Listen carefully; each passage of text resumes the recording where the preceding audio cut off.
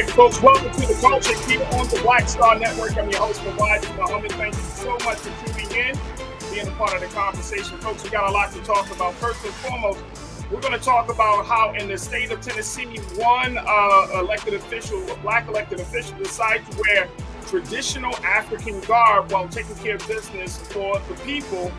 And he was told he needed to either change or leave the premises.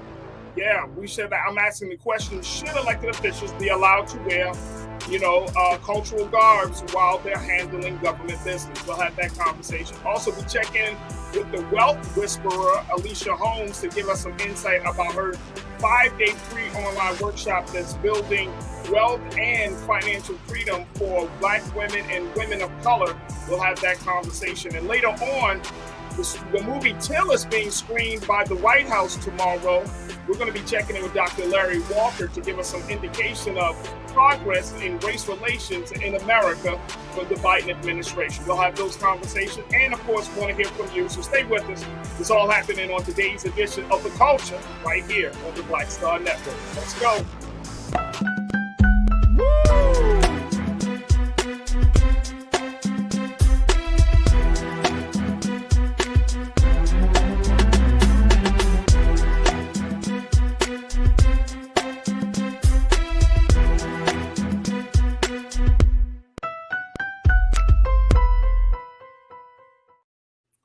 Folks, welcome to the culture here on the Black Star Network. I'm your host, Farajii. Thank you so much for tuning in and being a part of the conversation. Folks, before we start, we want to invite you to make sure that you let all of your friends and family know that we are now streaming right now on Amazon News. So make sure you do your due diligence, letting them know that you can check us out on Fire TV right now. You can say, Alexa, play news from Black Star Network.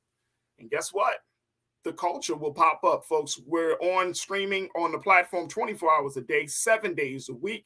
And this is an opportunity to continue to have conversations about Black America and the rest of the country in a big, big way. So just let your friends and family know that we are now streaming on Amazon News. All right, folks, we wanted to start with the set of conversations today with something that I think that we should talk about, which is, when is there appropriate for you to express your culture, express your history? Now, this is being discussed right now in the Tennessee State Legislature because one Tennessee State representative decided to push the boundaries a little bit. The Tennessee House GOP had told State Representative Justin J. Pearson to explore a different career after wearing a dashiki on the House floor. Take a look at this, folks. This is interesting. They did not like the fact he's a freshman Democratic state representative, Justin Pearson. They told him that GOP, they run the state of Tennessee. There's the brother right there. They told him either get in line or leave his position because he wanted to express himself. He wanted to show he was for the culture. Now, he was a Route 100 honoree in 2022, and he wore the traditional West African garb in the chamber last week as he was being sworn in into the Tennessee General Assembly. According to the report, the GOP couldn't wait to comment on his attire, and shortly thereafter, he tweeted about it. Mr. Pearson, State Representative Pearson, tweeted about it. He said, quote, "We literally just got on the state floor, and already a white supremacist has attacked my wearing of my dashiki. Resistance and subversion to the status quo ought to make some people uncomfortable. Thank you to every Black ancestor who made this opportunity possible." Now, the Tennessee House GOP, they have put out a tweet as well in response to that situation. They replied, quote, "Referencing the bipartisan and unanimously approved rules for House decorum and dress attire is far from a racist attack. If you don't like rules, perhaps you should explore a different career opportunity. That's main purpose is not creating them." Ooh, there it is from the Tennessee House Republicans. Talking about his wearing a garb on the House floor for the state of Tennessee, folks. And it got me wondering, do you think the Tennessee GOP has a point? Or does State Representative Justin Pearson have a point? I want you to join me in a conversation Post your comments as we're streaming right now live on YouTube, Facebook, Black Star Network. Post your comments in the chat for folks and let me know. Is Justin Pearson right on this one, or is this Tennessee GOP? Now, I know some of you. I already know some of you are already going to say, oh, no, the GOP, Tennessee. Nope, they're wrong. But I'm saying, let's think about this. Let's really think about this, because there are rules and regulations on what you can wear and what's not appropriate, right? And based on that, can we, and it's like you wearing certain garbs to your job. And I know some of us, we're really, really sticklers. So some of us may work as managers, supervisors, working in leadership roles at the job. What would you do? How would you advise? How would you handle this situation? Here's a man who wants to express himself, a man who is proud of who he is and where he came from. And he wants to show that. And he also wants to make a political statement. Is he in the wrong? Join us in the conversation. Would love to hear what folks have to say, and so much more. And let me give you some more. And as your responses are coming through, I'm going to share with you a little bit more about this story. So, according to the Speaker of the House, named Cameron Sexton, the baseline is for men to wear a suit and tie, but as Speaker, he can change that rule. So when the Speaker of the House, Cameron Sexton, was asked by a local news station there in Tennessee what he thought of it, he said, quote, "The House clerk has sent Representative Peterson the information he requested earlier today. During his historic tenure in the General Assembly, the late Louis DeBerry established a precedent for attire that remains in place today. Men must wear a coat and a tie if they wish to be recognized in committee or on the House floor. Ms. DeBerry would frequently address members violating this precedent and remind them of the requirement. The Speaker will continue to follow the precedent and the path established by Ms. DeBerry to honor her and her incredible legacy within our legislative body."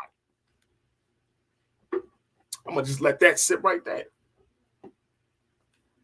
I want to get from you, crew. What do you think about this? All right, let me kick it off with my brother, Conscious Thought. Conscious Thought, thank you so much for checking in. Sir, you said this in response to the Tennessee GOP's attack regarding the wearing of the black representatives' wearing of the dashiki. I personally take offense to the mandatory wearing of a suit and tie.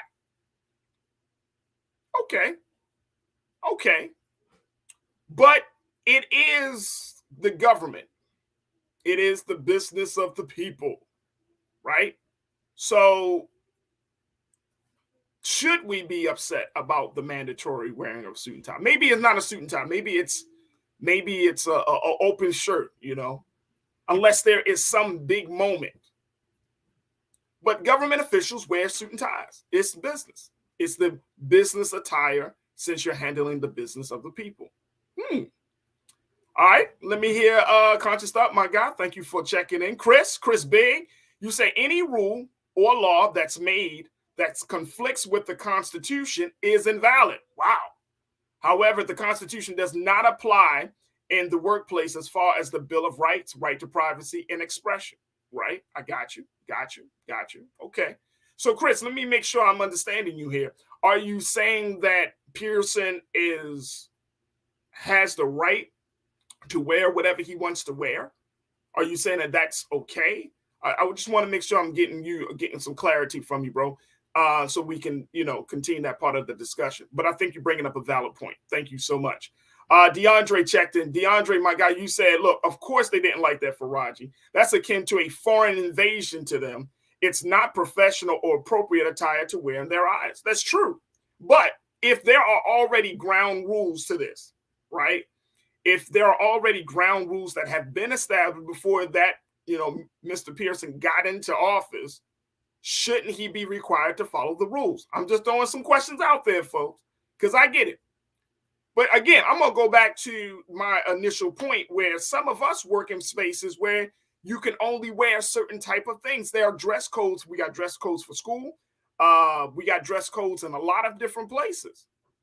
So wouldn't you want your representative, and I'm just throwing this question out there, wouldn't you want your representative to dress appropriately because they're handling the business of the people?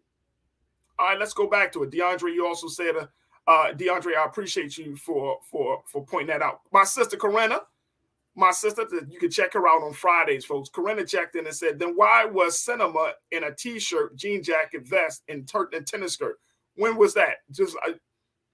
I may have missed that one. But Corinna, let me know, when did you see Cinema in that? And what was the context for that? Were they like handling, like what was going on for her to wear T-shirt, jean jacket, vest, and tennis skirt? I'm interested. Corinna, appreciate you, sis. Thank you for checking in. I mean, I think that this is the part of the conversation, folks. It's like Justin Pearson, if he was on it, like I said, about the Route 100, he's a young black man. So he's coming from a different place culturally. He's also coming from a different place, from a different generation, where now you have more young people who are looking to express themselves, push back against certain type of rules and regulations and boundaries. And we love it, but we also kind of cringe on it. I know some older black folks cringe on it. I want to hear from some of the older black folks, because I remember I have gone into spaces, right? For years, I would wear like a shirt and tie all the time in spaces because it was always told to me, and this is what I grew up thinking about, folks. It was always told when I was taking care of business, when we were doing any type of organized work, I would wear a suit and tie. And people were blown away because, you weren't walking around young people. And I was always say, well, you wear a suit and tie because I want them to see themselves as a certain way, more business, more professional.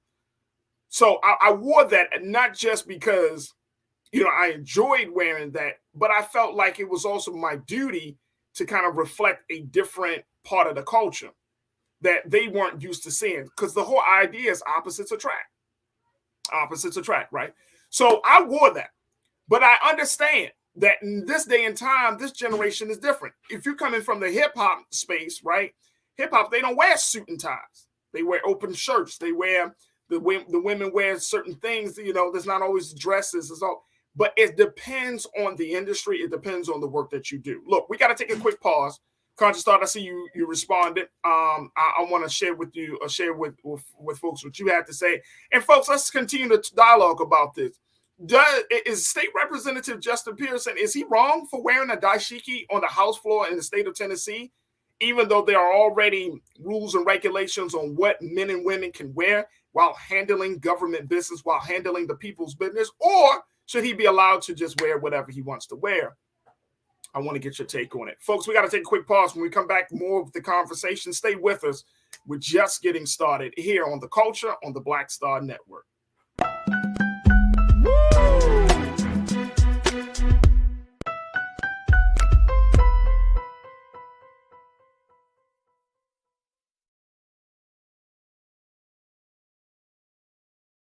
Black Star Network is here. Oh, no punch! I'm real revolutionary right now.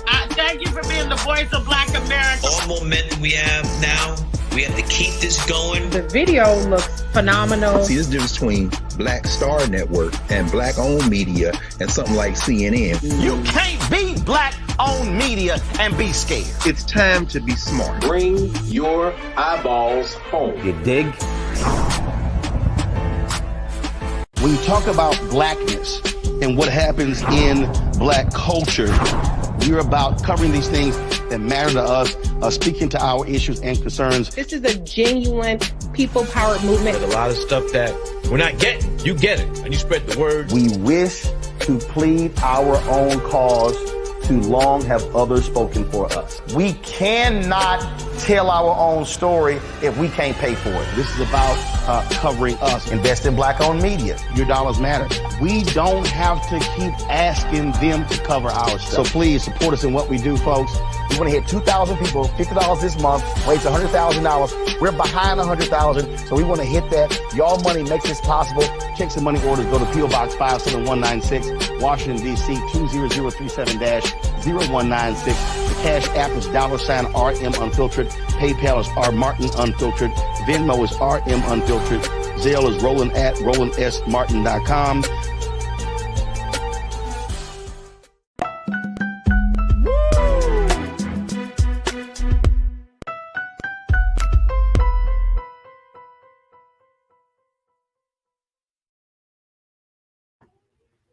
All right, folks, welcome back to the show. We've been talking about the case of State Representative Justin Pearson, who is a state representative in the state of Tennessee. He's a freshman representative, and he recently went on to the state house floor wearing a dashiki, and the Tennessee GOP leadership told him, can't do that, sir. Can't rock a dashiki on the state floor, on the house floor. You either do that or you change your career if you want to make that type of statement. Ouch. Now he says that he refuses to back down, and the Tennessee GOP leadership is saying, look, this is as a result of a bipartisan agreement on what to wear when handling the people's business, while handling government affairs. Who is to blame? Who is to change? Who is right and who is wrong in the situation? Folks, I want to hear from you. Post your comments in the chat as we have this discussion. And I think it opens up a conversation about a lot of things. One is about where we are right now. Justin Pearson is a young black male. He's coming out of the hip hop space. He's also coming out of the space of social justice and activism. Look at him. There you go. My man is rocking the dashiki. He's rocking the afro. So he's coming from a very, very pro-black Afrocentric space. And he's also an elected official. So can you be both? Can you walk the fine line of being for your people, representing for the culture, wearing certain garbs, or can you just acquiesce and say, you know what, I'm going to just go back down to a suit and tie? Should elected officials be allowed to wear traditional cultural garbs while handling the people's affairs? That's the big question I'm asking you, folks. All right, let me get back to you, crew, and hear what you got to say. Corinna, you said that you can't recall when Kristen Sinema wore that T-shirt and jean jacket, but she was in the big chair on the Senate floor with the T-shirt and jean jacket vest. She had on a tennis skirt when she gave the thumbs down to the minimum wage bill. I don't know what was going on with that, Corinna. I really don't know what happened. I didn't see that moment, but that sounds crazy. That just sounds crazy to me. So I'm not sure what was going on. If anyone else in the crew knows about that moment, please let me know, because that just sounds wild. That she's voting and all of that in this. I don't know. And here's the thing, folks. Do you want your government official? And again, I'm not talking about if they're out in the community. I'm not talking about if they're, part of some type of gathering, some type of parade or something. I'm talking about handling the business in the state house, in the White House. Would you want your government officials to wear whatever they want to wear, or do you want them to come to the state house, to the White House, in a very professional, quote unquote, professional manner? Or it doesn't matter to you? Janelle, my sister, you say Sinema wears the wildest stuff all the time.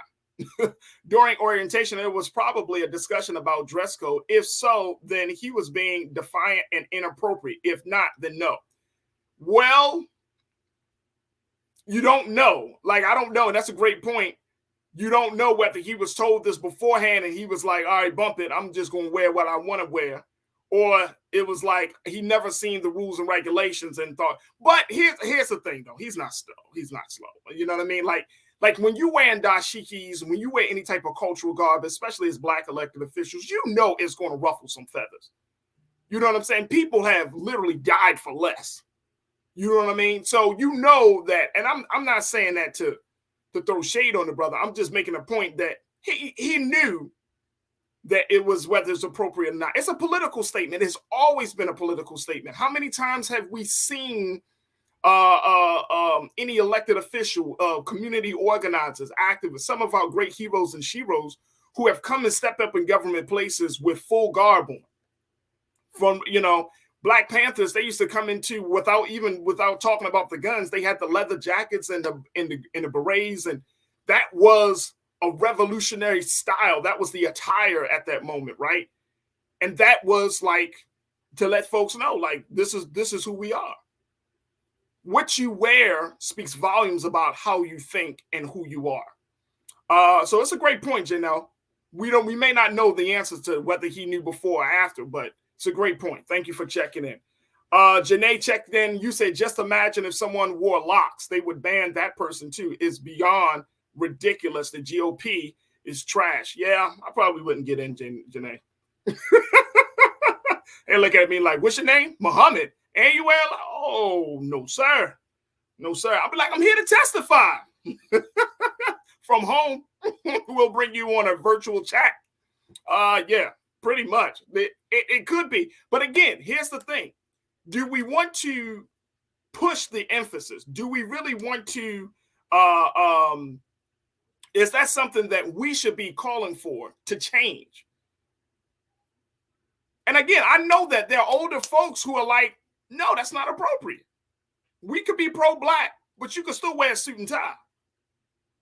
I know there is. Tiana, Janae, thank you so much, sis. Tiana, you checked in and said, look, I'm so sick of the culture wars. State Representative Pearson should be able to wear a dashiki. Boom, it is. There it is. Danny Lee, you checked in. You said dashikis can be worn formally.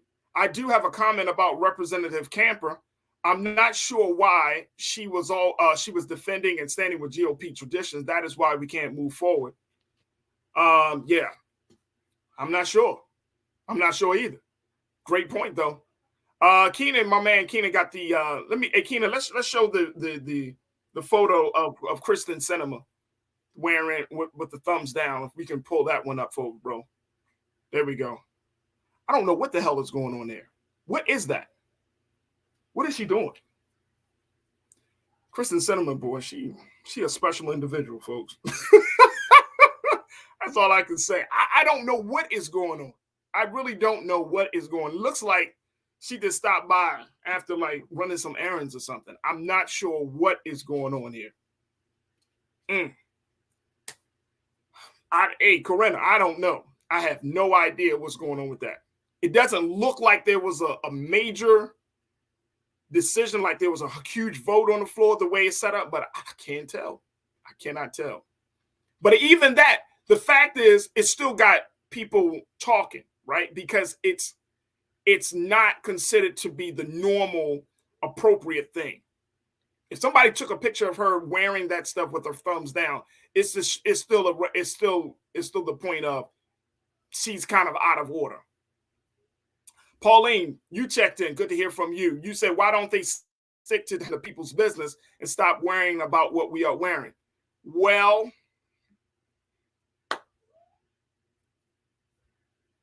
again, I'm asking folks, if you saw, and I get it, I'm posing questions for both sides, right? Because I'm gonna be honest, like I'm just trying to think, like, okay, do I want my representative to wear a t-shirt and jeans, right? And it's fine. Like, there's always the talk about representation, but when you are a public official, you're not just representing yourself, you're representing your constituents. And especially for Black elected officials, I hope Black folks understand this. I hope we all understand it. Like, Black folks, we have a different standard. Folks, let's get out of our minds that we get so shocked that there's a double standard. Like, we've been in this country for over 400 plus years. Of course, there's a double standard. Y'all gonna make me shake my locks looking crazy. Of course, there's a double standard, folks. But here's the other thing. Are you just representing yourself, or are you representing the best of your constituents? And what does the best of your constituents look like? There we go. Sister Karen, my sister Karen, you checked in and said, I love cultural dress. However, when you are employed and paid by someone else, you dress as the employer requires. The dress code should be followed by all cultures. Here's the thing. Now, again, Karen, thank you for mentioning that, because sometimes the conversation can get real crazy because we're talking about GOP, we're talking about the culture wars and whatnot. What if the Democrats had said something to Justin Pearson, and said, please don't wear that? What would have happened if that was the case? But I'm with you there, Karen, that if you signed up, see, when we sign up for jobs, when we get certain roles and positions, we signing up for everything. We're signing up that we're going to follow their rules. We're signing on for the fact that we're going to be a representative of that institution, of that company, right? We're signing up for, we're signing on to all of these things. It's not just like, oh, I get a job and I get to do what the hell I want to. No, you sign on to how you use your time, what time you come in, what time you clock out, when you have your lunch, if you have that type of job. You sign on, you sign in for working on weekends, you're working on nights, working on holidays. You sign up for this. You can't sign on for something and be like, man, I ain't doing this. I ain't doing that. I know that's culturally, that's how we like to do. Man, they got me working on weekends. Well, you should have known that your job requires you to work on weekends. So you're absolutely right. I think that's the part. Is it about the rules, or is it about the personalities and the emotions behind the personality? Because again, say it was black people that said to him, hey, Justin, bro, I understand you, brother. You just coming in, but here we like to represent in a suit and tie. Would you be mad? He might have had that conversation with some older black men in the state legislature down in Tennessee. But would you be mad for pulling him up about it? I don't know. Damon, my brother, you say I'm one of the older ones in the culture crew. I have no problem of him wearing a dashiki. With that, they make these rules to keep us from wearing these cultural items and etc. I get it. And I know, Damon, you are an engineer. I don't know what type of dress code is required for the spaces that you're in, but I'm sure you talk to your son, your 18-year-old son, tell him about rules and regulations and dress codes, and that if he decides to step outside of those things, right, then be prepared for the consequences. Like, it's okay, fine. You want to push the envelope? That's certainly fine. Just know that there are going to be some consequences for your actions. So that's the other thing. Just to throw out there another situation as it relates to this, the lawmakers in the Missouri House of Representatives in January, they adopted a stricter dress code for women as part of a new rules package, and now requires them to cover their shoulders by wearing a jacket like a blazer, a cardigan, knit blazer. This is something that CNN reported on, but they have a dress code package because I bet you it's coming out of a space where people feel like their individuality is being denied, right? And that's often what we find ourselves, right? A lot of times we push back on rules and regulations because we don't want to. We feel like, look, this is my individual expression. This is who I am. All of those things. But again, folks, when you come in, you gotta figure out whether that's the situation. That's the situation. Look, I got to take a quick pause. I appreciate y'all for checking in and being a part of the conversation. Hopefully, and I'm going to keep my eyes on this, I wonder how they're going to play this thing out. Are they going to revise the rules for the dress code or what? We will have to see. Look, I got to take a quick pause. When we come forward, we're going to have our sister Alicia Holmes to check in to talk about how she is doing her part to getting Black women in particular in a space of financial freedom and so much more. We'll be checking in with the wealth whisperer herself, Alicia Holmes. So stay with us. That conversation comes up next here on The Culture, only on the Black Star Network.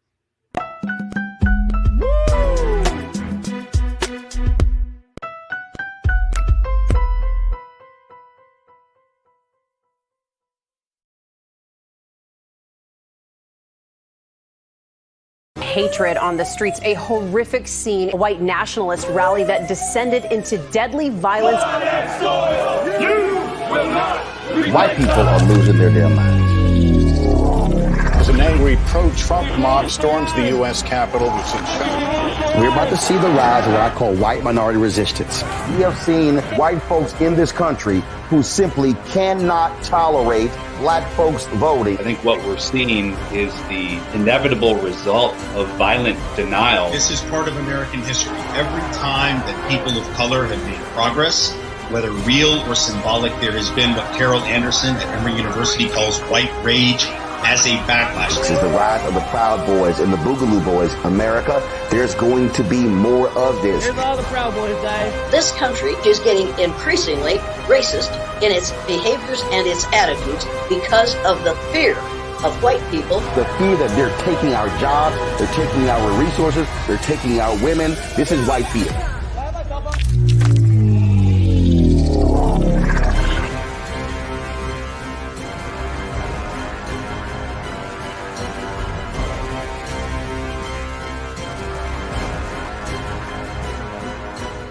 Black Star Network is here. Oh, no punch! I'm real revolutionary right now. Thank you for being the voice of Black America. All the momentum we have now, we have to keep this going. The video looks phenomenal. See, there's a difference between Black Star Network and black-owned media and something like CNN. You can't be black-owned media and be scared. It's time to be smart. Bring your eyeballs home. You dig?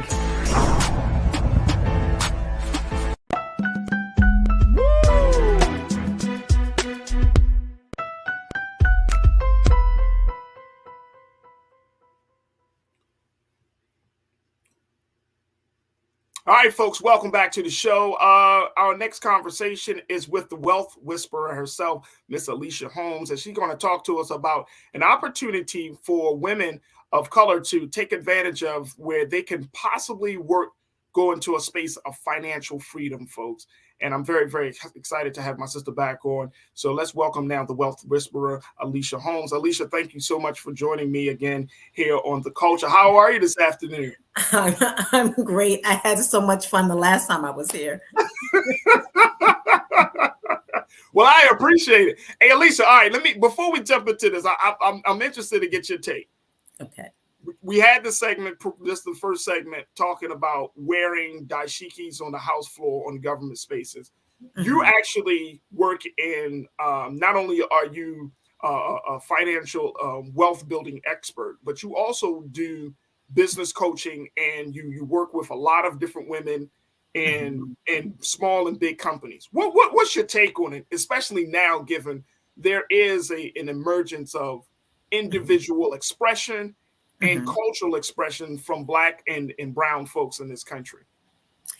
Yeah, this is a very nuanced conversation, and I was listening in. I don't know much about it. I go on what I call news fast. Sometimes. Oh yeah. To get my head it's just essentially a young black man wore dashiki.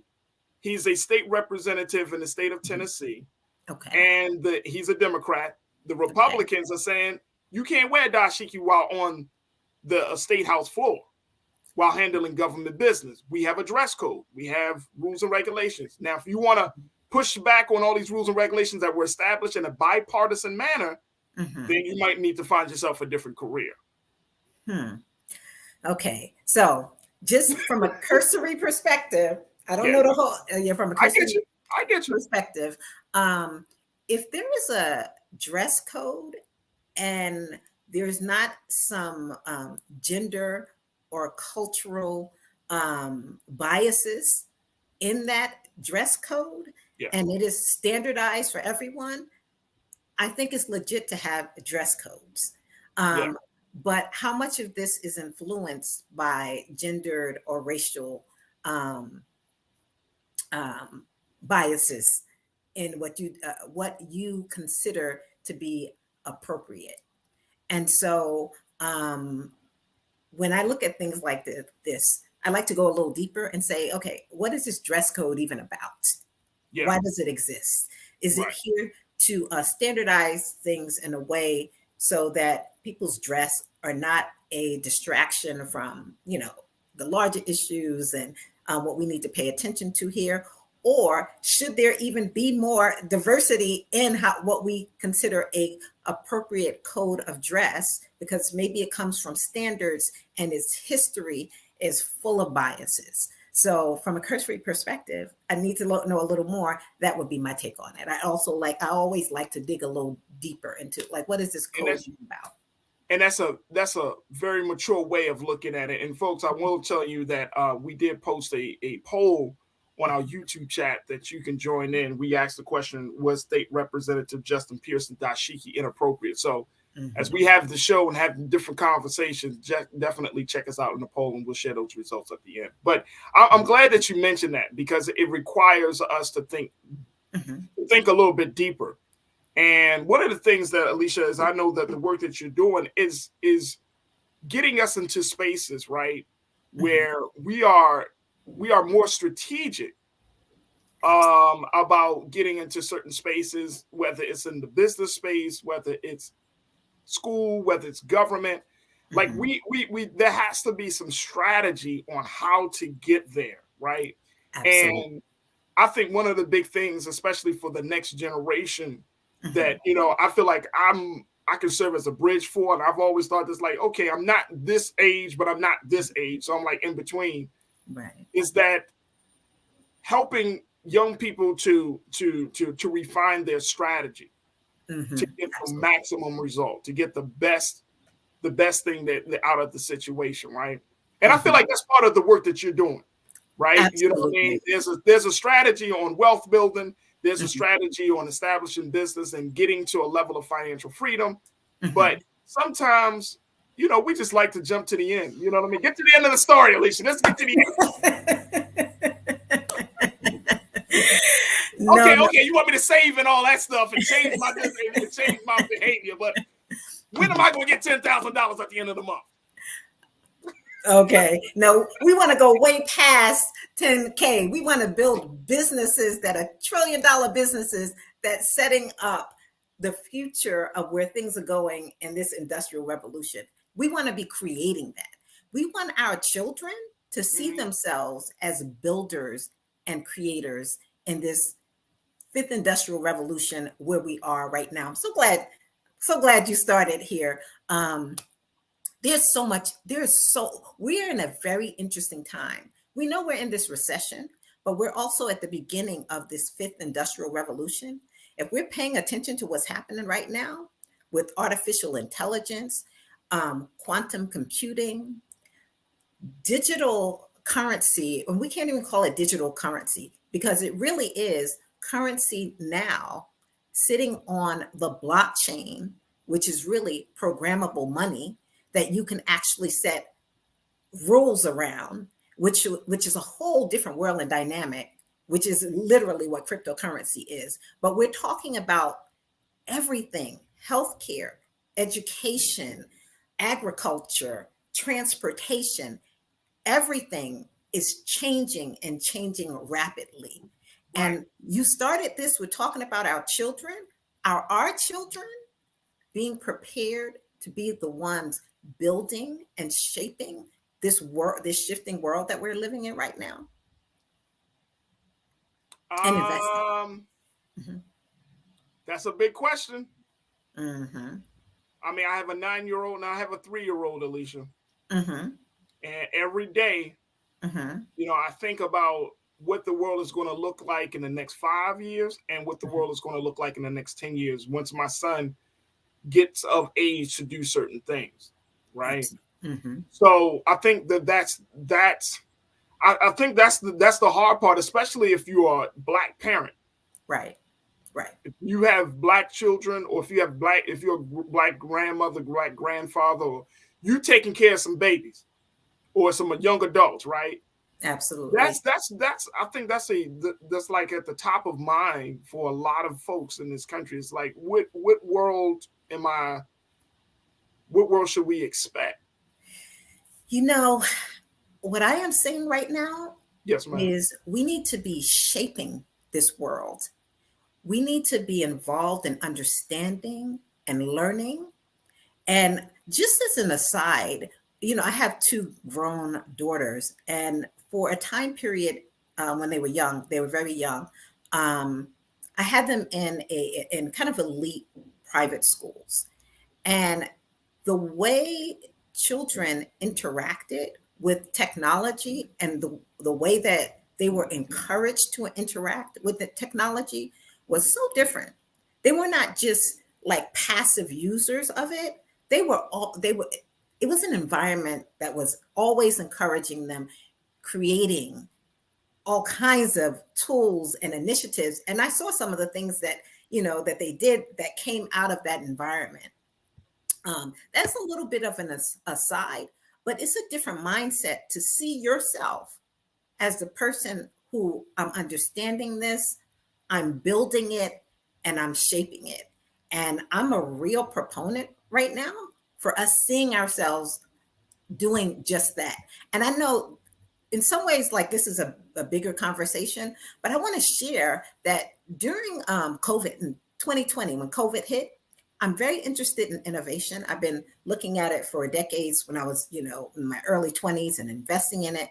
And the way it shapes our lives. So I started an innovation investing study group, and we all read a book called The Future is Faster Than You Think.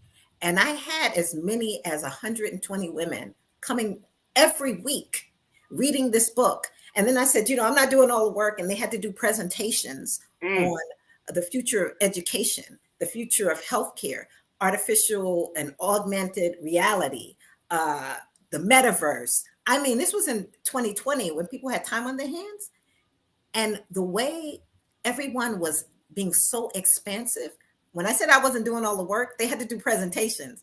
So I have I don't know how many presentations every week, another woman that was just researching. And we're brilliant when we attack something. Right.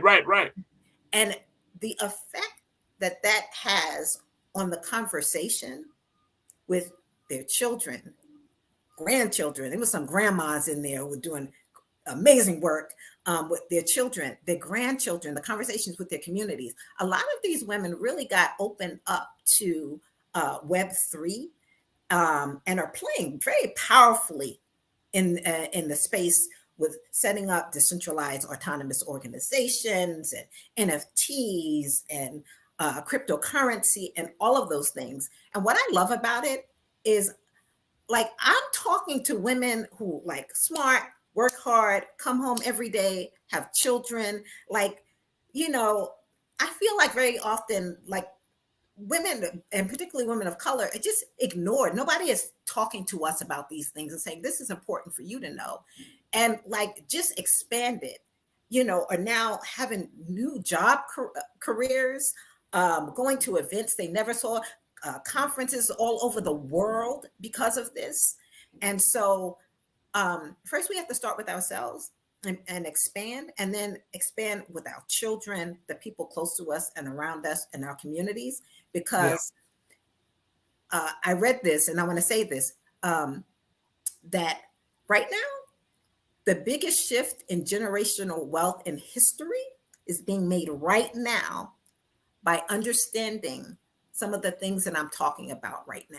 We have to understand artificial intelligence, what impact that is having. The robots who are being powered by artificial intelligence, who are taking over all kinds of jobs. And then we have Chat GPT, and then Google is coming out with its own version.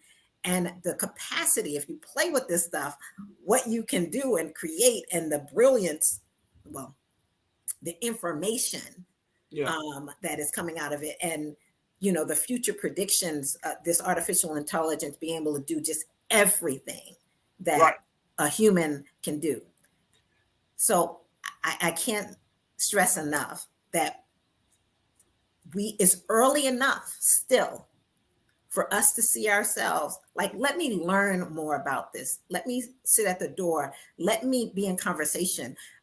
What kind of future and jobs, software engineers are now, developers, engineers are making $1 million a year. I know a kid personally who's a friend of my daughter's that are literally, this is how valuable these skills are. Are our children being prepared to be a part of shaping that? Are we prepared? Are we in the conversations? Are we understanding what's happening right now?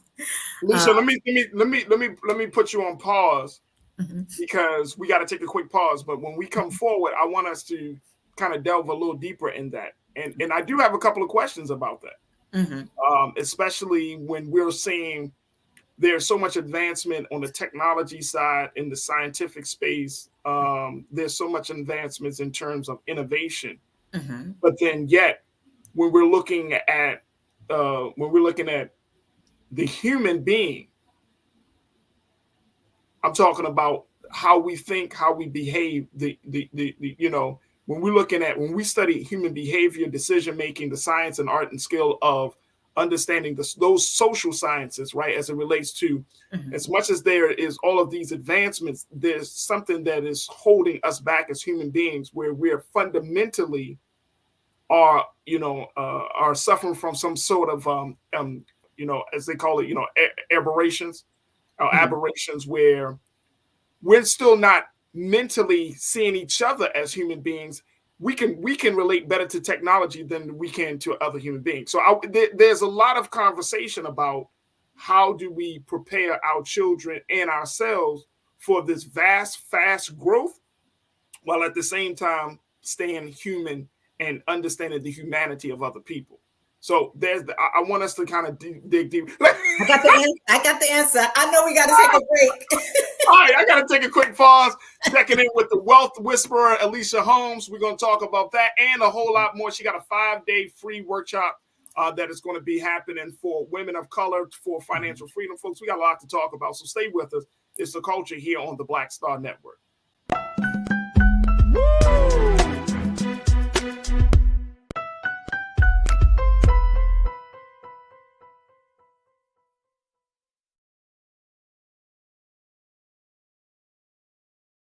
Hi, I'm Dr. Jackie Hood Martin, and I have a question for you. Ever feel as if your life is teetering and the weight and pressure of the world is consistently on your shoulders? Well, let me tell you, living a balanced life isn't easy. Join me each Tuesday on Black Star Network for A Balanced Life with Dr. Jackie.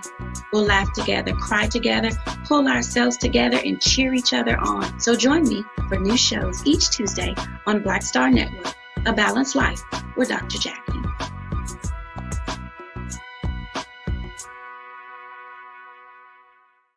Black Star Network is here. Oh, no punch! I'm real revolutionary right now. Thank you for being the voice of Black America. All momentum we have now, we have to keep this going. The video looks phenomenal. See, there's a difference between Black Star Network and black-owned media and something like CNN. You can't be black-owned media and be scared. It's time to be smart. Bring your eyeballs home. You dig?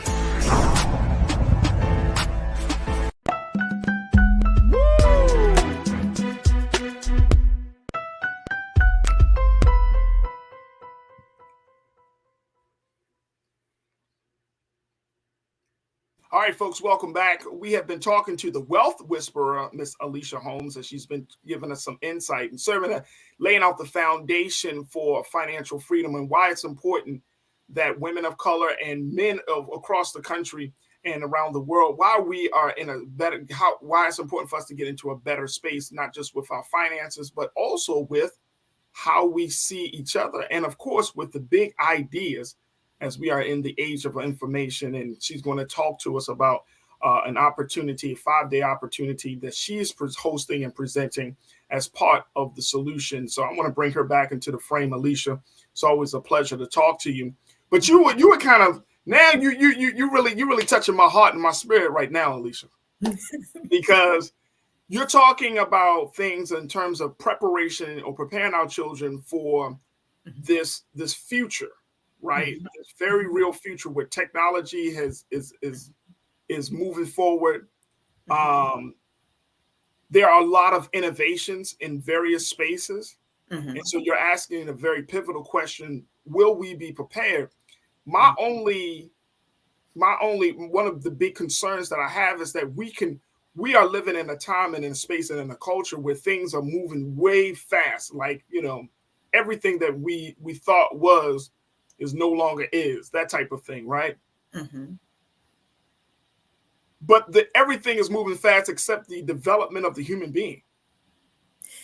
So it seems like we're getting, and I'm saying as human beings, seeing each other's humanity, being compassionate, the fundamentals of what it means to be a human being is slowly being diminished or being overlooked. It's all about, what's on the outside of us. But what about doing the great work? What about the growth and the cultivation of us on the inside? So that way, when we get, our hands, or when we are exposed to technology, we don't use those things for nefarious purposes. It's like how do we grow in that space as well? I'm fine with technology growing. We're in AI, metaverse. We got all of these different innovations. But if you have a messed up human being who is designing these products, or you have a messed up human being that is using these products to take advantage of other human beings, then is it really a technological benefit? Is it a scientific breakthrough when human beings are still being denied their own humanity? Okay. So there's so much I could say to this. I know. Well, we're just talking. This is talking. No, I'm serious. Like, we're just talking. This is part of the culture, right? Because we often, we're in a time where people are looking for stuff on the outside, and it's like, we may have to slow down a little bit. Like, yeah, the world is moving faster. But as Black folks and as brown folks, as folks that are whose roots are in whose roots are in nature, who are rooted in the universe, like, that's not the pace that we should be working at, or I don't think we should be working at, right? Like, we can't keep up with that pace because we're denying ourselves in the process, or rather negating ourselves in the process. Oh my God, you always leave so many things just rushing through my head about everything. I know. So I'm so sorry. So one of the things I would say is we can't see ourselves as passively just receiving all of this technology that we feel that is lacking the humanity that we'd like to see as a part of the technology. So when I say that we need to be a part of shaping it, technology doesn't have to look the way it looks. Right now, it's being designed by very few people with a lot of power. And the thing about this industrial revolution is that there are not a whole lot of barriers to entry that they were in other industrial revolutions. And every industrial revolution has some conversation about things are moving too fast, what's going to happen to all of the ways that things happened in the past. But you know what? You move forward, things change, and then you set up rules based upon those changes. So, the invent of automobiles and, that put the horse and buggy out of business. And, and people were like, the exercise, the telephone, how that, put couriers of the time out of business. And, and then you had, once these things were in place, you created new dynamics around it. So what I want to say right now, in the fifth industrial revolution, that's what we're in. There are very few people shaping it. We act like we have to passively receive these technologies. No, we get to get in there and be the engineers and be the designers and have our children see themselves as, oh, we're going to be the engineers, the designers, the creators of new ecosystems that will shape it. But how do we get there? So that it's not going in the direction. If we don't like the direction it's going to, we have to be more involved. So how do we get there? First, it's a mindset shift.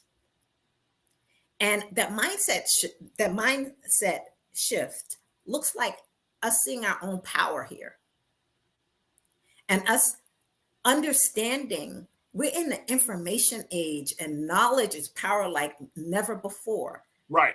Those ladies, when we were reading that book and looking at what's happening in biotech, when we were looking at flying cars and we're looking at 3D printing of homes, and, we could be strategically thinking about our input, the companies we can build that will change the outcomes for our community and give access to our children and all of those things. And so it starts with fundamentally a mindset shift, which is why I have the program that I have coming up, and I'll talk about that. And we'll talk about that in a minute, because I'm glad that you bring that up. It's a mindset shift that is going to be required by parents and children, by all of us, right?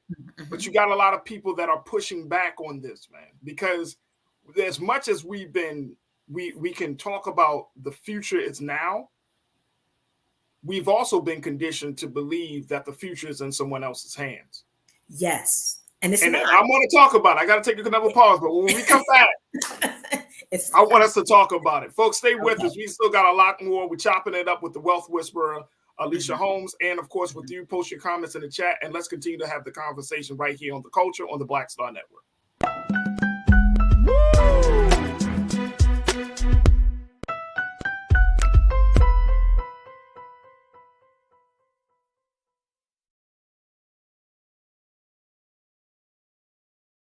I'm Deborah Owens, America's Wealth Coach, and my new show, Get Wealthy, focuses on the things that your financial advisor and bank isn't telling you, but you absolutely need to know.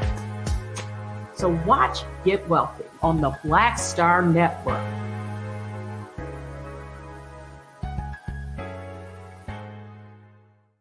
Black Star Network is here. Oh, no punch! I'm real revolutionary right now.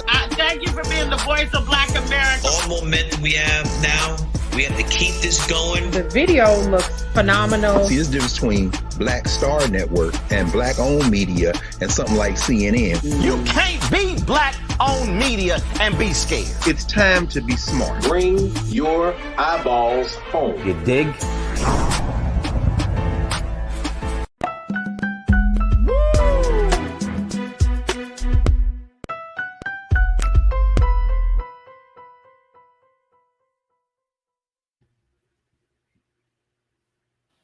All right, folks, welcome back. We've been talking to Alicia Holmes, who is a wellness expert.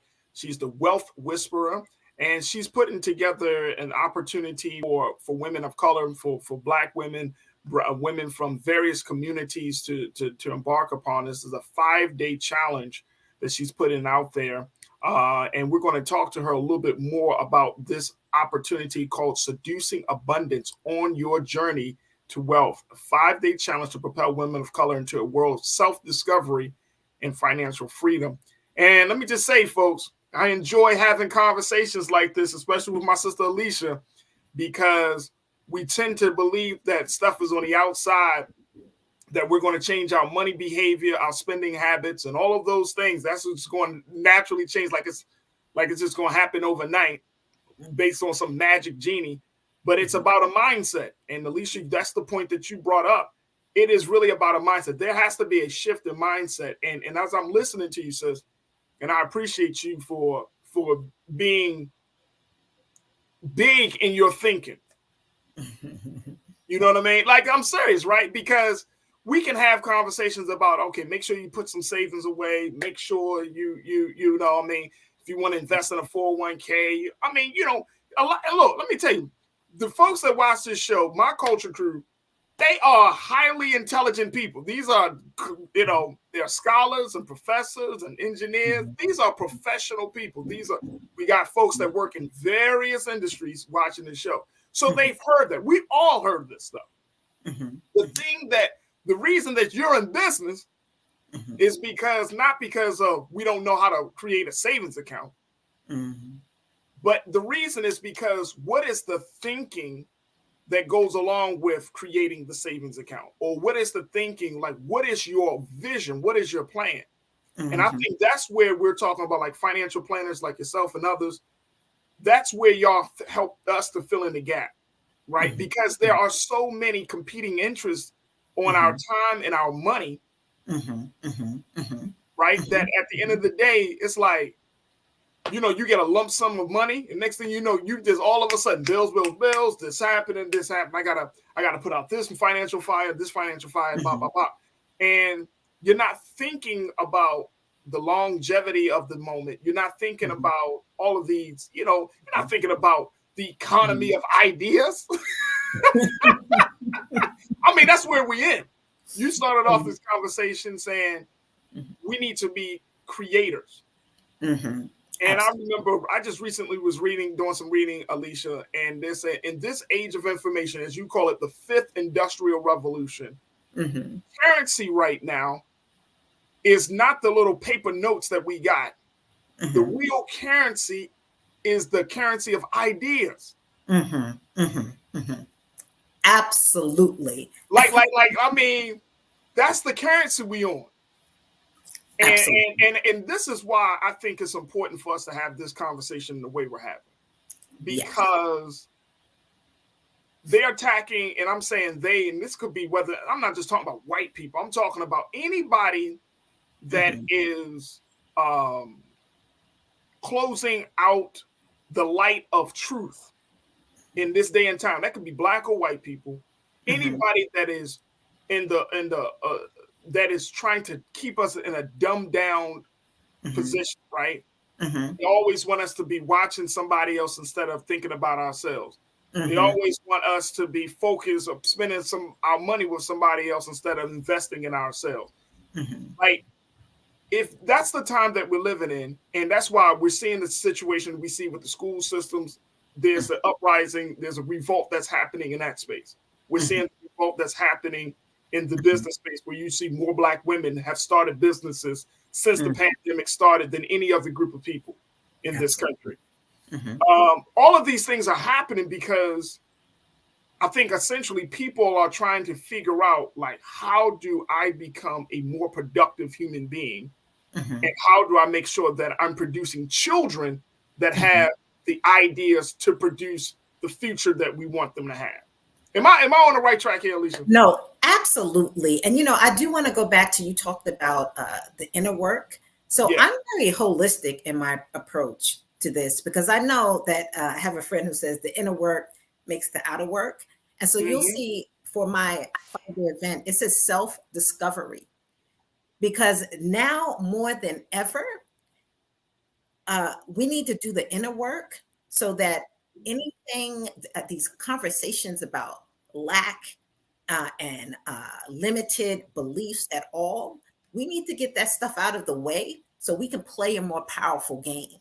Because if there was ever a time in history where we can enter, play, and win and create ecosystems and economic ecosystems, strategies, and use technology in ways that really could shape opportunities that were unthought of before for our communities, the time is now. But really and truly, it's about doing the inner work. One of the first things I do, I have a boot camp roadmap to like an abundant mindset, and then the tactics and tools in our culture, what you need to know in order to build wealth. But most of the work is the mindset work.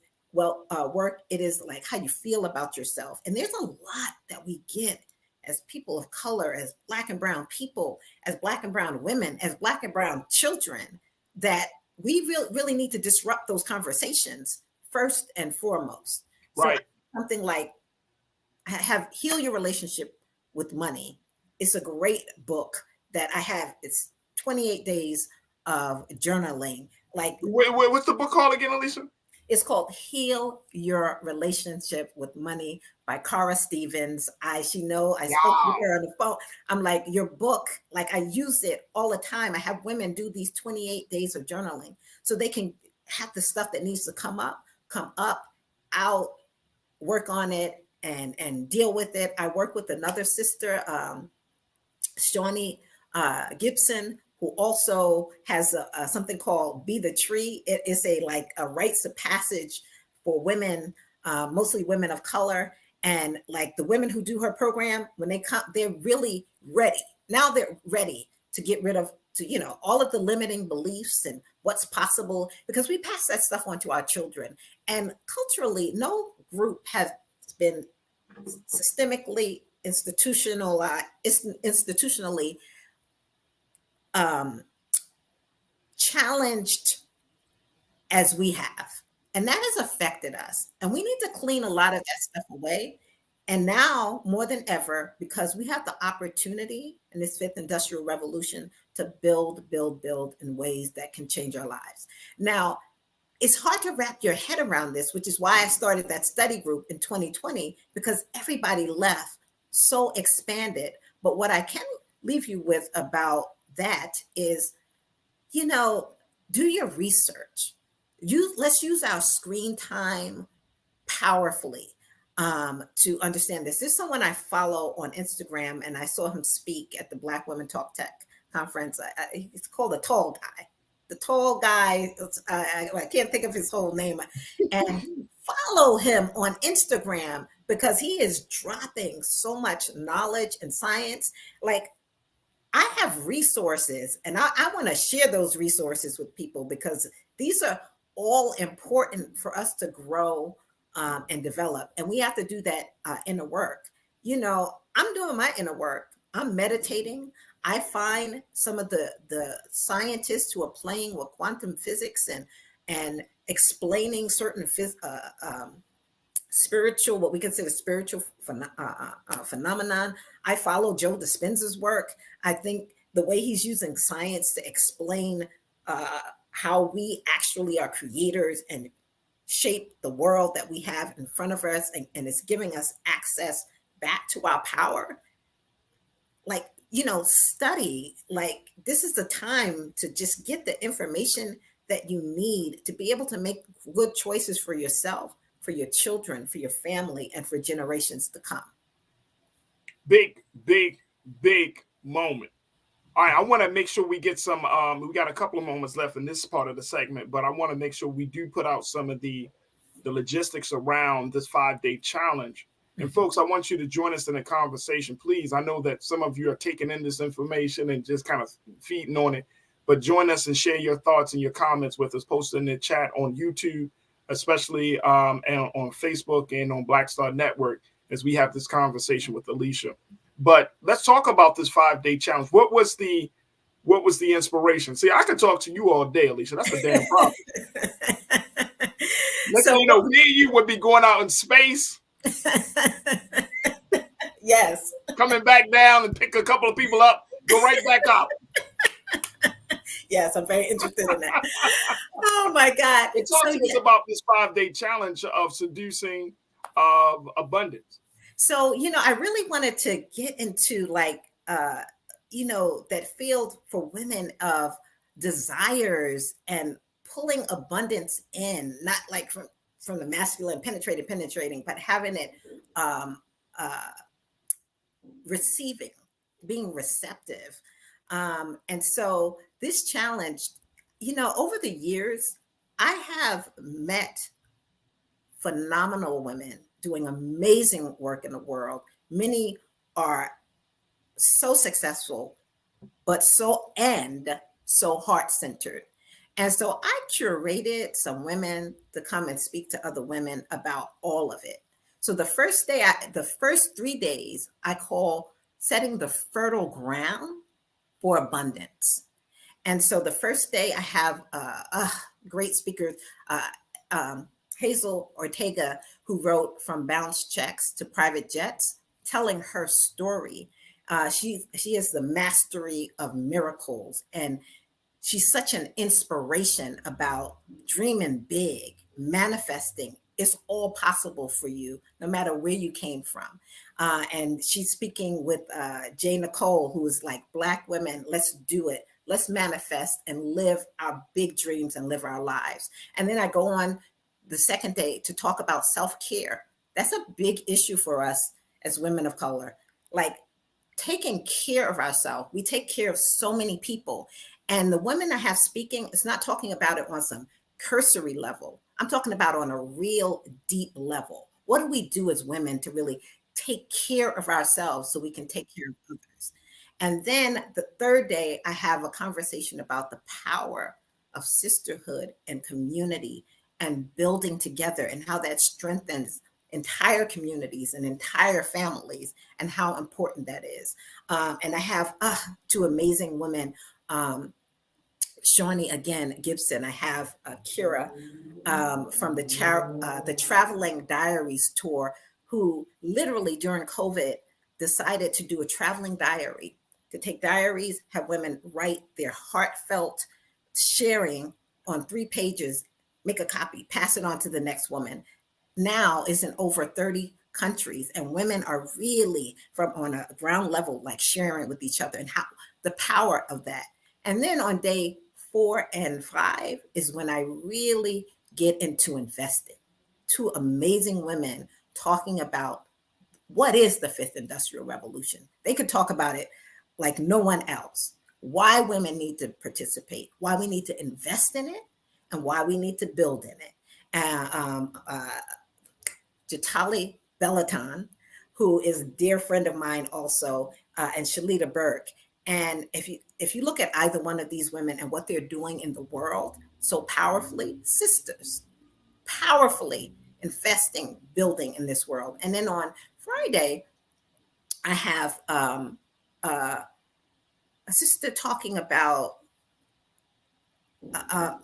venture capitalists pre-seed funding, getting in early, understanding she's focused on companies that are building out the future. As women, very often, like investing that early in companies, what does that even look like? We're not even in a conversation. And then I have Mina Black talking about all of the different options and ways we can invest. You think when something goes on Broadway, there's not investors? How about investing in theater, art, collectibles, all of the ways that we can invest, real estate initiatives? These 4 women who are talking about investing are some powerful women and powerful investors. And I just wanted to bring everybody together. Right. Fertile ground, investing. The women who are talking about fertile ground are very much very successful entrepreneurs themselves, and just bring women together to be in a powerful conversation. Because remember, the biggest shift in generational wealth in history is happening now from the choices that we're making right now. To be in this conversation, we're in many conversations. Let's be in this one. That's absolutely facts. Absolute facts. All right, we got to take a quick pause. When we come forward, more conversation with the wealth whisperer, Alicia Holmes, and of course with you. Stay with us. It's The Culture here on the Black Star Network.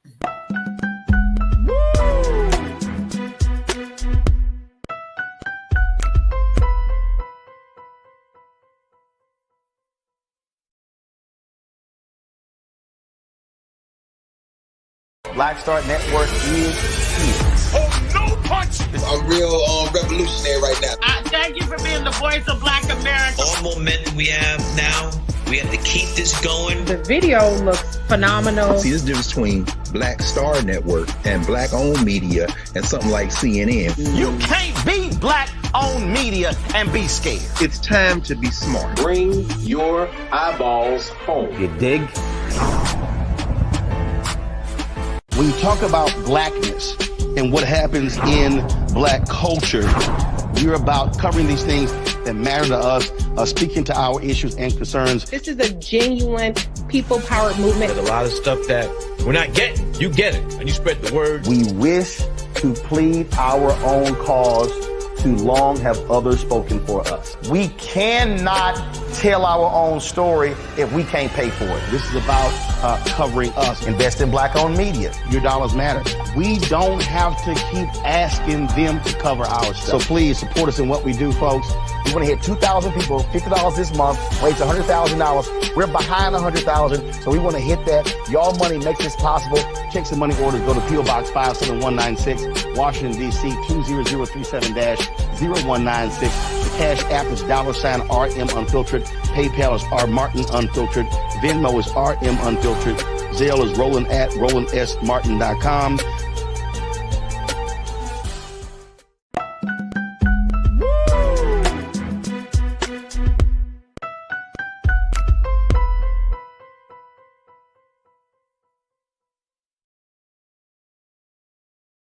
Folks, welcome back to the show. We've been having a very, very insightful conversation with the wealth whisperer, Alicia Holmes, who is talking about how we can seduce abundance. And this is part of her work of creating a 5-day free online set of workshops Here it is: to propel women of color into a world of self-discovery and financial freedoms. And if you've been listening to Alicia, you can hear that it's just not about dollars and cents, folks. It's about how we think. It's about the environment and the space that we find ourselves in.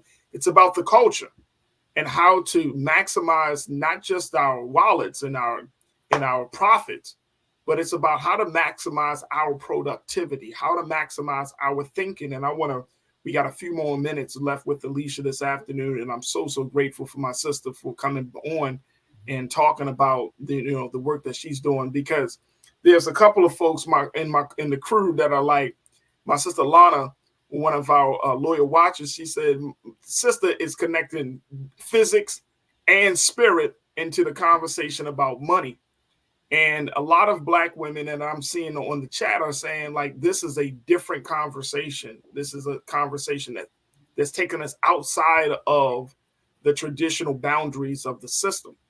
And I think that for Black people in this country, I think that's important, and for you, Alicia, as a woman who's bringing all of these wonderful Black minds, these wonderful women of color to come together, is this about us becoming capitalists in blackface? And here's why I'm asking that question.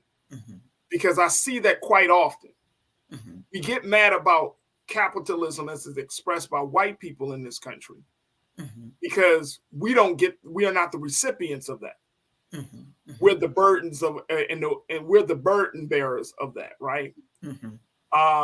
But then when I hear Black folks talking about we need to get money, we need to build wealth, it's like I don't want to build wealth so I can be a capitalist, quote unquote, right? Or just somebody that's like, oh, I just want to get money and then I'm out of my current state so I can live high on the hog, sit on top of the hill and talk about the greatness of my business and my wealth. There has to be a whole different model of how we see wealth. And I'm glad that you brought up those books, Healing Our Relationship with Wealth. I got to check that out, and some of these other resources, because if we're going to talk about money, let's talk about it in the nature of who we are.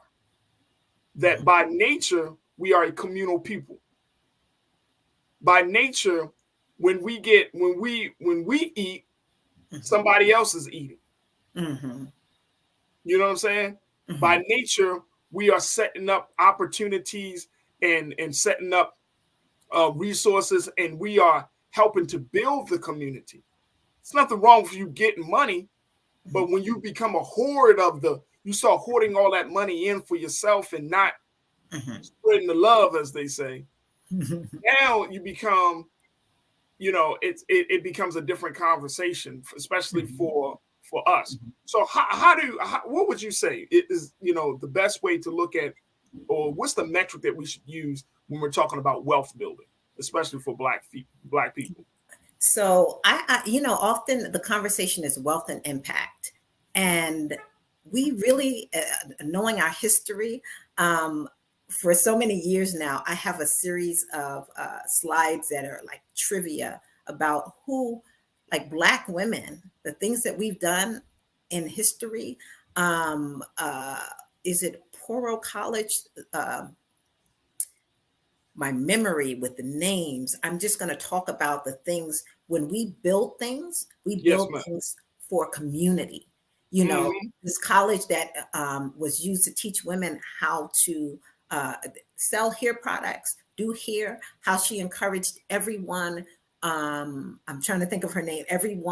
She gave incentives for them to purchase homes because she knew that them purchasing homes would set them up for future generations, and how she was such a huge philanthropist, giving away so much of her money. And so Annie Malone. And then the woman who was one of the first women in this country to start a bank. And it was around seeing how poorly we were constantly being treated, and how the institution really supported communities of color. I think she also created the way we were being treated when we went to stores. So she created some strip malls, and just like it was all community, and how philanthropy, giving back, the woman who was one of the few women a part of the Colorado Gold Rush, how like she scrubbed, she was like took care of the men's dirty clothes and everything. And through her laundry service, she bought gold mines, and then how she helped free slaves, and then created a church and created organizations. And again, huge philanthropist. I could actually go on and on. All of a woman in California, about when we just to have the spirit of our community and impact, when understand our history, first of all, and like how powerful we are, and that when how we use our wealth to have impact for our community. So I'm in a wealth and impact conversation. I love it. Because when we all do, when we do better, we encourage others in our community to do better, and we'll all do better. We'll have the power that we don't have right now. It is a community effort here. And so and Alicia, I have to say, we got a few moments left, but I have to say that, individuals like you, when I listen to my sister Deborah Owens from Get Wealthy, she has a show here on Black Star Network. When I listen to Black women in particular talking about building wealth, doing what we can to build the wealth, to create the impact that we want to see, it's like we need y'all at the table to create a different economic paradigm. I'm being ultra serious and super real about this, Alicia. We need a different economic paradigm in this country, because I'm personally tired of, from the small things to concert tickets to the big things of the national debt. You know what I'm saying? Like the relationship that we have with money in this country is so influenced by white supremacy, is so influenced by, our inferiority, is so influenced by seeing people as just as just pieces of a machine versus seeing them for the full investment of their potential and their talent. We need an economic paradigm shift in this country. And I can tell from you, from other women and other men, it's right there. Like we're right there. Absolutely. You know what I'm saying? Like, and I love what you're saying. This is the greatest period, because we often talk about politics on this show and in our spaces. And it's like, at what point do you just say enough is enough, walk on faith, and you start to build a different path to economic freedom? What point do you start to say, you know what? I'm going to reject the way that this system has taught me to handle money. I'm going to reject how the relationship that I've had with money based upon failed thinking. You know what I'm saying? Like, I'm going to reject all of this. Like, I'm ready for something new. I know my crew is ready for something new. We're yearning, Alicia, for something new. Absolutely. Now is the time. We can build organizations like never before. I am partnering with some women from my Journey to Wealth Women in Action community, and we're starting an organization called the Disruptor DAO. A DAO is a decentralized autonomous organization. It is the future of how we're going to organize ourselves. And I always say, we're not entering this game at the 11th hour. This is the new way that we're going to be, that organizations are organizing themselves, creating ecosystems with from a cooperative economics perspective, and building a community of people, businesses and services and industries in a way that we haven't thought about before, because it's possible. Technology is actually making a lot of things really possible right now. And so to just play and dreaming big a little more and seeing the potential for us to really shape our world in ways that we never thought that we could before. Absolutely. It's possible now. Absolutely. Yes. I love it. I love it. All right, Alicia, we got like a minute or so left. How can people sign up for this free 5-day challenge you got, Seducing Abundance? I love it. You got to seduce abundance. Yeah. Come here, abundance. Get your fine self over here. So it's actually seducingabundance.com. Yeah, it's a free 5-day event. If you wanted to, you can, for a nominal cost, you can purchase the replays, but it is a free 5-day event. You will hear some amazing, like-minded women talking about all of the ways that we can start to shape our thinking so that we're building wealth.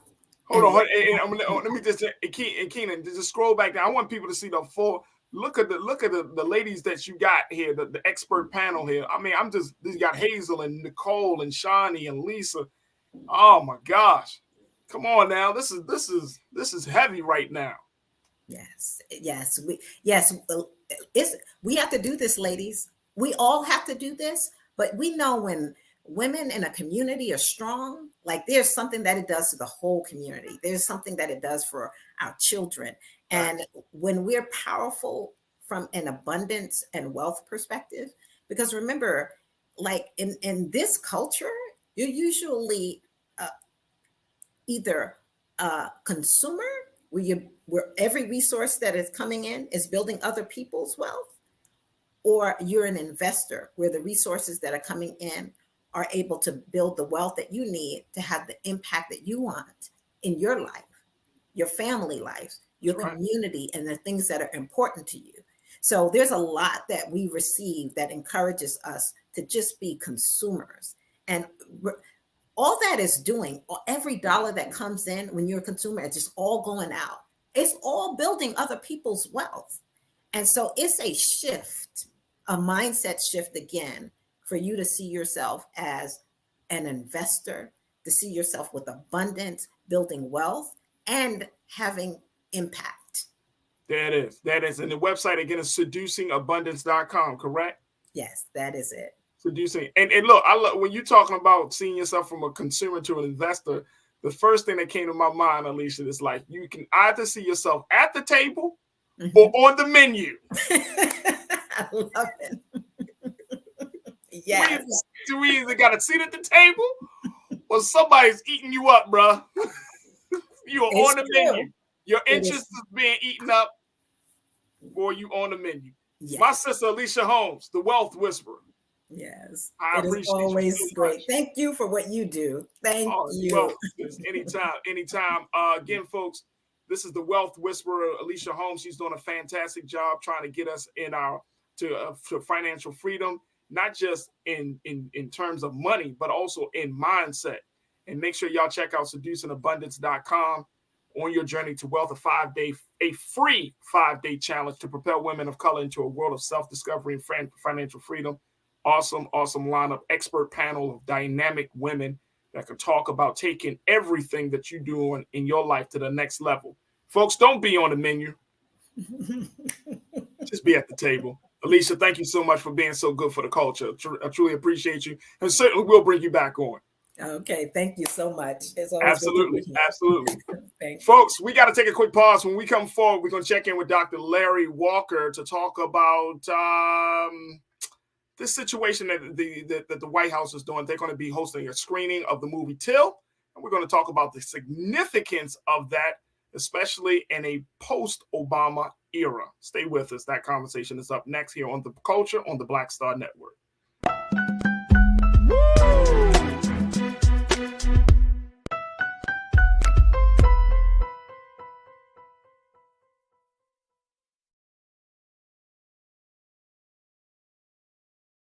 When you talk about blackness and what happens in black culture, we're about covering these things that matter to us, speaking to our issues and concerns. This is a genuine people-powered movement. There's a lot of stuff that we're not getting. You get it, and you spread the word. We wish to plead our own cause too long have others spoken for us. We cannot tell our own story if we can't pay for it. This is about covering us. Invest in black-owned media. Your dollars matter. We don't have to keep asking them to cover our stuff. So please support us in what we do, folks. We want to hit 2,000 people, $50 this month, raise $100,000. We're behind 100,000, so we want to hit that. Y'all money makes this possible. Checks and money orders go to P.O. Box 57196, Washington, D.C. 20037-0196. The Cash App is $RM Unfiltered. PayPal is R Martin Unfiltered. Venmo is RM Unfiltered. Zelle is roland@rolandsmartin.com. Black Star Network is here. Oh, no punch! I'm real revolutionary right now. Thank you for being the voice of Black America. All momentum we have now, we have to keep this going. The video looks phenomenal. See, there's a difference between Black Star Network and black-owned media and something like CNN. You can't be black-owned media and be scared. It's time to be smart. Bring your eyeballs home. You dig? Hatred on the streets, a horrific scene, a white nationalist rally that descended into deadly violence. White people are losing their damn minds. As an angry pro-Trump mob storms the U.S. Capitol, we've seen We're about to see the rise of what I call white minority resistance. We have seen white folks in this country who simply cannot tolerate black folks voting. I think what we're seeing is the inevitable result of violent denial. This is part of American history. Every time that people of color have made progress, whether real or symbolic, there has been what Carol Anderson at Emory University calls white rage as a backlash. This is the rise of the Proud Boys and the Boogaloo Boys. America, there's going to be more of this. Here's all the Proud Boys, guys. This country is getting increasingly racist in its behaviors and its attitudes because of the fear of white people. The fear that they're taking our jobs, they're taking our resources, they're taking our women. This is white fear.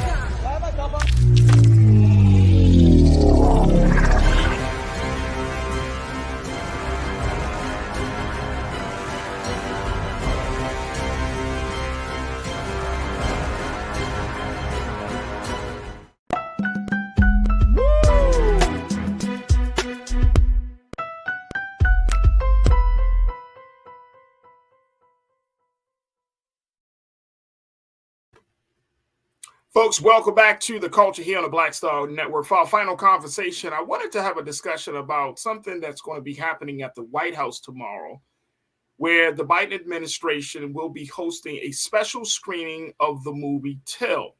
Now, this was the movie that came out last year, in December of last year, talking about the story of Mamie Till, the mother of Emmett Till, talking about her side of the story as to what she had to endure and what decisions she had to make as it relates to the great tragedy of that brutal beating and killing of her son, Emmett Till. And even though the movie was snubbed for Oscar consideration, many people found that movie to be very helpful in telling that part of our history. Now, the president has been vocal about his take on racial issues, right? And he has even gone as far as to sign the Anti-Lynching Act last year in the name of Emmett Till. So I wanted to have a conversation about the cultural significance of the president having a special screening like this, because, you know, I can't stop thinking about what my brother said yesterday, Dr. Jason Nichols, who said that this president was the most progressive president that he has seen in his lifetime. A young black man saying that. And I'm wondering, is he on to something? Let me welcome now Dr. Larry J. Walker. Dr. Walker, who's been seen on RMU, and here to give us some insight as to what we're seeing right now with Biden and race in this country. Doc, good to talk to you, brother. How are you this afternoon? I'm good, brother. Thanks for having me. Absolutely. What do you make of this? And I quoted my brother, Dr. Jason Nichols, saying that he really said it. He was like, yep, Biden went from one end of the spectrum in some cases to this other end, you know, signing off on some of the most racially justice pieces of legislation. He's putting, he's showing that he is growing in some ways, that he is progressive and far progressive than his predecessors. And now we got a showing of a movie about Emmett Till at the White House. I'm no shade to President Obama. Obama wasn't doing that, huh? I don't know if this is Joe Biden's way of saying, hey, black people, I see you, or what. But what do we make about this? This is pretty interesting, Doc. It is interesting. So I think you got to give credit. Look, I'm a former congressional staffer. And so Biden is what I've said to people. He's an institutionalist. And that's been part of some of the problems sometimes. Right. He's old school. He's been around for decades. And listen, he's more historically he's a moderate Democrat, historically. But I got to agree with you 110%. He has really progressed a lot since, and I may argue, obviously, even when he was running for president, in terms of what he said he was going to name as a black woman, which he did. He would select a black woman to be the first Supreme Court justice, and then obviously she was confirmed by the U.S. Senate. So, but Joe Biden really is, he had surprised me. I have to be frank with you. And I think that what some is important is the role of black women. Right. This is critical. And I think people don't give VP Harris enough credit. First of all, the job of the VP is to kind of be in the background. But while she's in the background, she's still advising them and giving them feedback. And so what does this signify in terms of the White House showing Till tomorrow night? This is going to amplify the movie. And you talked about it. I agree with you, obviously, in terms of Oscar snubs. And to be frank, as black folks, we're used to this every year, being snubbed for movies that are historically accurate and talk about tragic issues. But the fact that he's having this at the White House would mean the New York Times, CNN, MSC, Fox, everyone else is going to cover it to some extent. And once again, it goes to the point about amplifying his tragic murder and the fact in terms of what even happened in terms of the trial, but remembering also in terms of what we see in the continuous killing of black men at the hands of law enforcement. And also we continue to see these videos of black folks being profiled by, Tom, Dick, and Harry walking down the street, and black folks are looking at birds or in their house or order McDonald's or whatever else we doing to black folks that people always have a problem with. So I would say he's come a long way on issues like this. He has come a long way. Now, here's the thing, Doc. My thinking is, how do we as the constituents, I mean, you worked in administrations, congressional staffers, you understand the dynamics of putting something out there to the public and the impact that it has coming back in. But for the constituents, what are the proper metrics that we should use or can use to determine whether something is political theater, performative, versus if it's legitimate? So let's be clear, because I work for a politician, or a politician thinks you're right. This is political. Anytime you screen a black film at the White House, especially a black film that is the murder of a black child, it is it is political. And let's keep in mind that we have an election coming up next year. And also he needs the black vote, particularly, like I said, we already know what the numbers in terms of how black women come out. But this is political theater, but is a political theater for a purpose. Now, listen, he could have, there are a number of movies he could have screened, but what it allows him to do is connect policy and purpose. So he signed the anti-lynching law in the name of Emmett Till, which I'm going to highlight that Rand Paul held up for a long time. I just want to highlight that because it's really important to talk about that. But the fact that he actually signed legislation connects policy and purpose. So the policy was signing the bill. The purpose is we're amplifying it at the White House, having this event. We're inviting all these people, and then I'm going to talk about it. And then so over the next couple of months, as he's running for president and he goes into black communities, he can say, I'm the first president to sign this legislation, right? Policy. And then the purpose is I amplified it at the White House. So do we play a role in making things political? Because when the president does, and I'm saying any president, right? But let's use Biden as an example.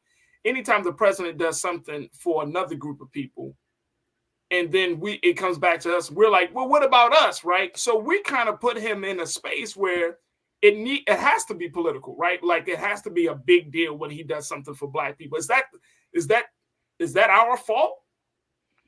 No, because that's the nature of politics, and especially for those who, like myself, others who live within the Beltway, right? This is how the game goes.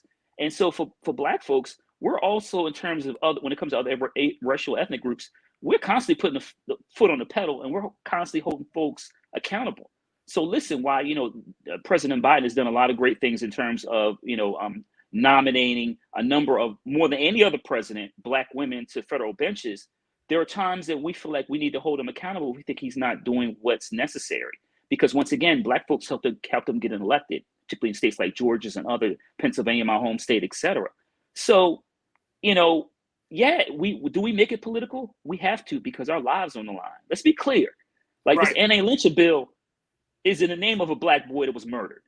So Black folks have to constantly pressure policymakers, particularly when we talk, like, I'm a former congressional staffer of the CB and work for a CBC member, particularly when we talk about the role of the CBC in maybe not pressuring necessarily publicly, but giving them a call, someone like Clyburn, give them a call and saying, look, Joe, I think you need to do this. Right. Now, how do you foresee this situation around the George Floyd Justice for Policing Act to go?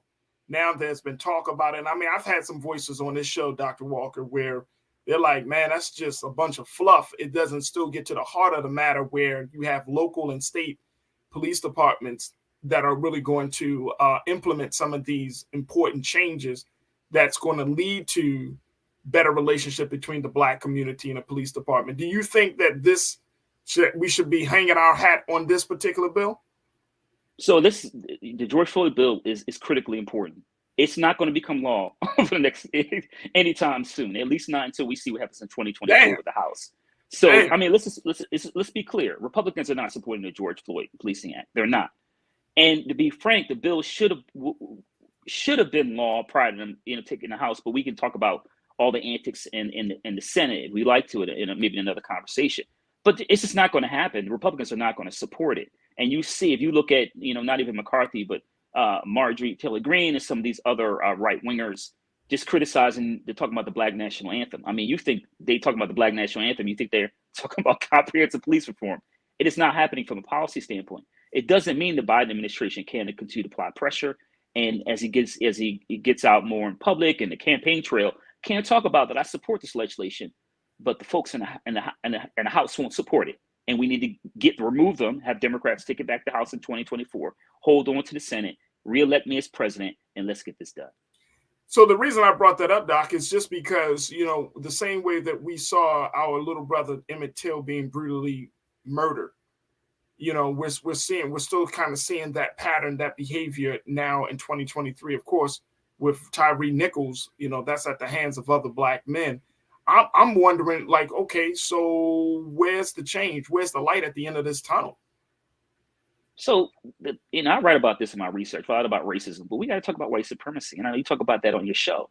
Yeah. And we talk about even the recent murder in Tennessee, and obviously at the hands of several Black men, they bought into white supremacy.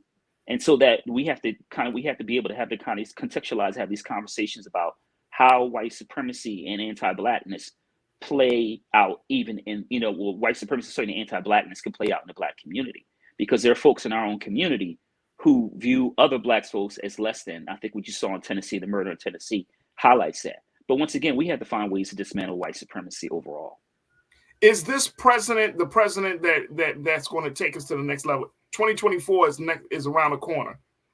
So, we've been having conversations like, what do Black America do if the Democratic Party said, 2024, Biden is going to be our guy. We don't know who the Republican may be. Maybe Trump and maybe DeSantis. We don't know.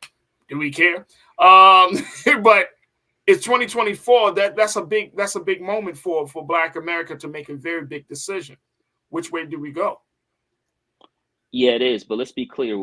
We don't want to vote for anyone who espouses, anti-Black, slogans, or doesn't want Black folks talking about Black history, doesn't want Black folks talking about anything related to our history from now going back to 1619. So, and let's be clear, Joe Biden, and like I said, more than anyone else, I've certainly, the points I've offered critiques, but he's been far more progressive on some issues that I would have ever anticipated for someone, like I said, I describe him as an institution that's been around for years. You got to give him credit when credit is due. He's going to go down in history as the first president to get a Black woman confirmed to the U.S. Senate. That is historical in nature. And look, as we move to, to next year in the election, there's not much else he's going to get done, particularly when it comes to issues relating to civil rights that impact Black folks. Because, like I said earlier, Republicans in the House are just not going to have that. But also it highlights for Black folks why we need to get out in 2024. Because on the other side, you do not want some radical right winger in the White House. Because we already see what happens when it happens. I mean, what happens in terms of, not only in terms of the violence against Black folks, Asian Pacific Islander communities, the Latinx community, etc.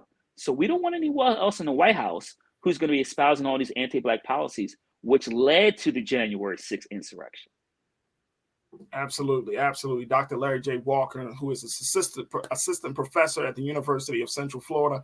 Doc, we got to have you back on more times, brother, but I truly appreciate your analysis in this because I feel like, even with the president showing till, there's still a lot of ground to cover. And with that recent move of making the presidential primaries, South Carolina being the first stop of the presidential primaries, I mean, what Biden doing? I see what he's trying to do. He's trying to position Black folks to get a little bit more piece of the pie, but we will have to see. You know what I mean? For me, the jury is still out, but to your point, you got to give credit where credit is due, and he's moving in a direction. Now, whether he's going to become the president for the next 4 years or somebody else on the Democratic ticket, that's going to be the real test of time. But we will have to see. Dr. Larry Walker, thank you so much, brother, for joining me here on The Culture. Thanks for having me, bro. Absolutely. Folks, we got to wrap up. That's it for us. I want to thank all of my voices here. I want to thank Alicia Holmes, Dr. Walker. I want to thank my team, Keenan, Joel, my control room, and I want to thank you. Thank you so much. Make sure, folks, that y'all do your due diligence. Make sure y'all check us out on blackstarnetwork.com. We are doing some phenomenal things that, Brother Roland has been out and about taking care of the business. And we have created shows and platforms. I mean, we're just getting higher and higher. And so your support means everything to us. Go to blackstarnetwork.com today. You can give financially to continue to support this movement. And you can also share the content. You say, I don't have any money to give, but I can certainly share the content. I can subscribe. I can tell my family and friends to subscribe. I can download the app for free. Let's do it all. And let's keep pushing the envelope and certainly the conversations that impact us. So go to blackstarnetwork.com. Also follow us on all social media at Black Star Network on IG and Twitter as well. And while you're there, also follow me. Hit me up at Farajii Muhammad. I'm Farajii on Twitter, the real Farajii on IG. I would love to connect with you, and let's continue to build. And also, folks, if you did not know, Black Star Network is now on Amazon News. So if you have a Fire TV and you want to look for some great cultural conversations about news and information, go ahead. Just tell Alexa to play Black Star News, Black Star Network, and boom, here we come up. My face will come up. Roland's face will come up. Deborah Owens' face will pop up. You know what I'm saying? Tech Life Steph will come up. Man, everybody will come up. But that's what we're doing right now, and we're continuing to grow in so many places. So continue to support us. That's going to do it for us today, folks. I thank each and every one of you for tuning in and being a part of the conversation. Stay tuned. Up next is Roland Martin Unfiltered. As always, never be afraid to challenge what's wrong, stand for what's right while being yourself in the process. And I will say that, God willing, next week, as we talk about Till, next week we're going to have the producer of Till joining us here on The Culture. So you can expect some great discussions with him and with the team of Till. So that's coming up next week. God willing, we'll talk tomorrow for another exciting edition of The Culture right here on the Black Star Network. Thank you for tuning in. Have a great afternoon and evening. Peace.